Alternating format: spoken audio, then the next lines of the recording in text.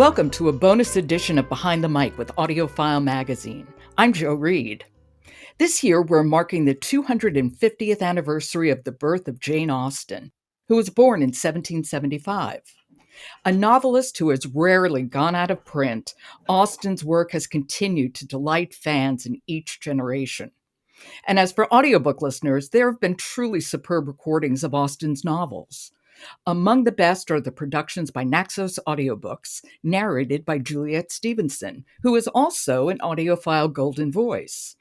Well, joining me now to talk about Stevenson's narration of Jane Austen's later novel, Persuasion, is author Margaret Pinard, who writes historical fiction. Margaret, welcome. Hi, Jo. Thanks so much. I'm so happy to talk about Jane Austen and Juliet Stevenson, two of my favorites. I know, they work so well together. I think we should talk a little bit about why Persuasion, out of the novels that Jane Austen has written and Juliet has narrated, why we chose this one. Oh, well, because it's both of our favorites, I think. Yes, exactly. It took us about 2.5 seconds. Well, Persuasion's my favorite. It's mine too. Okay. Why don't you share just a thumbnail sketch of the plot of Persuasion so people have a sense of what we're talking about? Sure. So to use the modern language, it's a second chance romance. And we have our main character, who is one of three daughters in a very stuck-up, snobbish family. And she doesn't fit in. She's a black sheep and has only found this one long ago love that really made her feel connected to the world. So he comes back on the scene and we get to see how they've both changed or maybe not. So it's delightful. And our heroine's name is Anne Elliot, and her lost, maybe not love, is Captain Frederick Wentworth. Yes.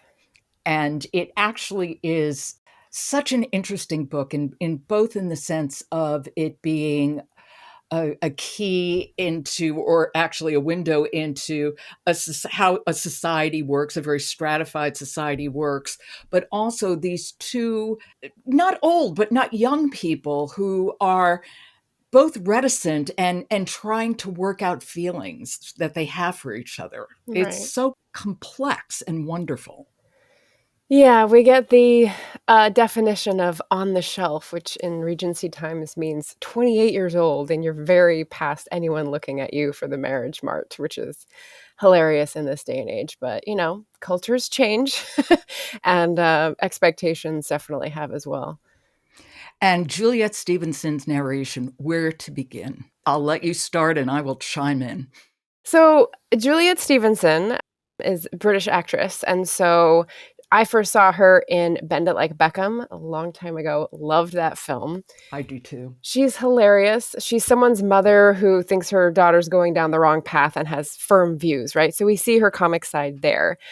But then I also saw her, or heard her, as one of the first voices of an audiobook that I picked up from Libro.fm. And that was in Miss Austen, funnily enough, by Jill Hornby. And in that book, she voices all the different accents, different classes, different families, different genders, different personalities. And that was when I fell in love with, oh my gosh, what you can really do with an audiobook. And she does it in this one as well, which is fantastic. I agree. She is just such a wonderful narrator. I mean, because while Austen in some ways, we could say quite modern, she's also not. I mean, and language which might sound archaic in some ways doesn't, because Juliet Stevenson so immerses us in that world, and her pacing is absolutely perfect. I feel like it just opens us up to listen to it and to enter that world with her. One of the other things that I'm listening to at the moment is a different genre, different platform, but it had a really great metaphor about how you make your message clear to your listening audience. And the metaphor was about adding things to a production, but having to strike the balance between adding too much so that it's unclear and keeping things so clean and clear that your message gets through, that your attention is directed to the things that it needs to be directed to understand the flow. And I was like, that's perfect. That's exactly what I feel about Juliet Stevenson in this Persuasion adaptation. She just directs our attention to exactly the comic moment or the, disappointment. And I think she does it beautifully. Yeah, she does. And Austen really does people this one with many characters. And one thing I really appreciated is that I always knew who was speaking, because Mm. Juliet is never over the top, but is absolutely distinct. Mm-hmm. Did you have a favorite side character? I am so in love with Captain Wentworth, I Oh. have to be honest. I just am. I just love him so much. But I think my favorite side character was Anne's very annoying sister, Mary, Oh my uh, goodness. who Yes, who yes. sounds as different from Anne as could be, and her personality is as well. And I think Juliet Stevenson just nails her.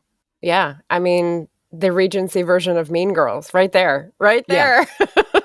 I think that's exactly right. And I know for you, you've talked about Sir Walter. Yes. So Sir Walter is the baronet, the snobbish head of the family, and Anne's father. his fluctuations really, I think, gave us a window into his sort of flighty temperament, his very founded on nothing opinions, and it tells us what to think about him, which is really helpful when you have a big cast.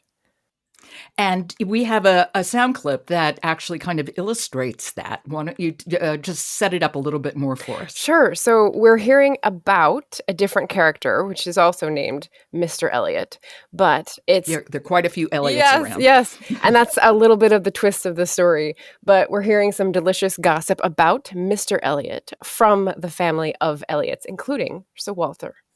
Okay, here we go. This is Persuasion by Jane Austen, read by Juliet Stevenson. Sir Walter had resented it. As the head of the house, he felt that he ought to have been consulted, especially after taking the young man so publicly by the hand.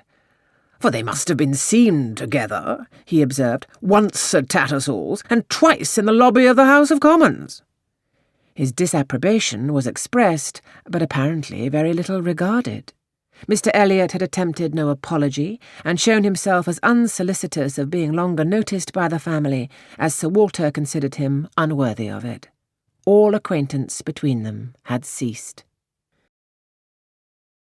That's a great clip because it does give us, I mean, as short as it is, you get a sense of the way she characterizes people with her voice. And at the same time, that lucid narration that is so involving, that narrative voice, which is so important and I think so often overlooked. Juliet Stevenson just delivers. It's amazing. Yeah. I was actually comparing a little bit Sir Walter and Admiral Croft. So they're both like gentlemen in this story, and Sir Walter's the phrase furbelows comes to mind, and I'm not sure why, but just sort of fluttering in the wind, right? But Admiral Croft, as a man of substance, sort of our opposite to Sir Walter, his goes up and down as well in Juliet Stevenson's characterization, but it's more like a swinging gait, and I'm getting sort of the feeling of a rocking boat, which is he's an admiral and sort of based on something rather than flinging in the wind, which I love. When I'm thinking about all this, I'm getting real strong visuals, which is pretty neat. I don't normally go this deep, so it's fun. Absolutely. I do too. And I was really, really lucky because I just returned from England and Scotland and was listening to Persuasion on my travels and taking a train from Scotland down to London and listening to Persuasion as this beautiful countryside was rolling by. Oh my God, it was perfect. And that I really felt was such a strong endorsement for audiobooks, because if I were reading, I love reading, don't misunderstand me, I would be missing the countryside. But I get to listen to Juliet Stevenson tell me this amazing story that I love so much as I'm just watching these green hills go by. It was just perfect. Yeah, yeah. So Scotland to London, I would say you're not seeing much of the sea, right? That would be even better if you were going by the sea. No. The first hour is along the coast. Oh, okay. Not the coast that she's writing about, which is Bath. But I'm looking at water. Nice.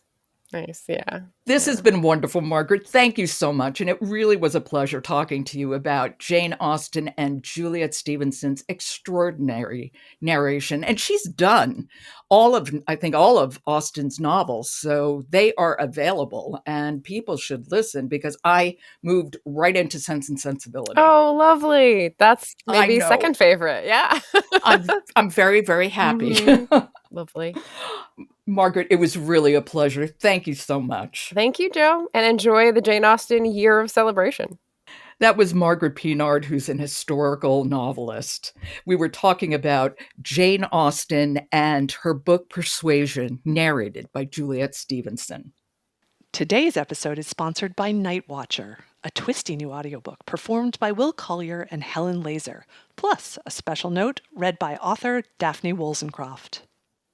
Behind the Mic is produced by Jessica Lockhart. Robin Whitten, Michelle Cobb, Stephen Cummings, Leslie Fine, Alan Minskoff, Alex Ritchie, and Kendra Winchester are our contributors.